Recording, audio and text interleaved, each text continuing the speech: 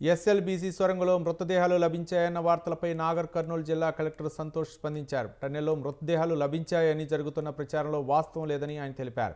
ఇలాంటి తప్పుడు వార్తలను ఎవరూ నమ్మవద్దని విజ్ఞప్తి చేశారు. సొరంగంలో గల్లంతైన వారి కోసం గాలింపు చర్యలు కొనసాగుతున్నాయని తెలిపారు.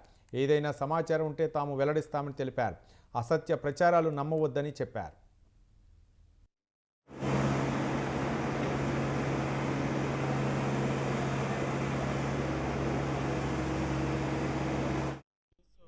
కొంత సోషల్ మీడియాలో అట్లా రావడం జరిగింది. సో కొన్ని డెడ్ బాడీస్ దొరికాయి అట్లా అని.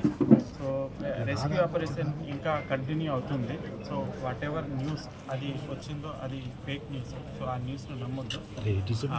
రెస్క్యూ ఆపరేషన్ కంటిన్యూ అవుతుంది. అటువంటిది ఏమన్నా ఉంటే ఖచ్చితంగా మనం మీడియాకి మెన్షన్ చేయడం జరుగుతుంది.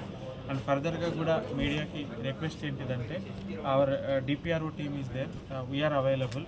అటువంటిది will confirm you any such thing is there.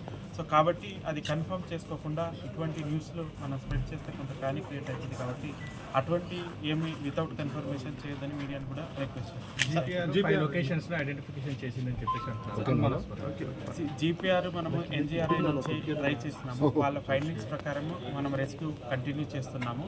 But ఏదైతే న్యూస్ మరోవైపు ఎస్ఎల్బీసీ రెస్క్యూ ఆపరేషన్ వేగవంతం చేశారు. కార్మికుల కోసం అత్యాధునిక పరికరాలతో గాలింపు చర్యలు చేపట్టారు.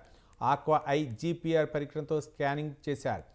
5 అనుమానిత లొకేషన్లు గుర్తించిన జీపీఆర్ సిబ్బంది అక్కడ డ్రిల్లింగ్ చేపట్టారు.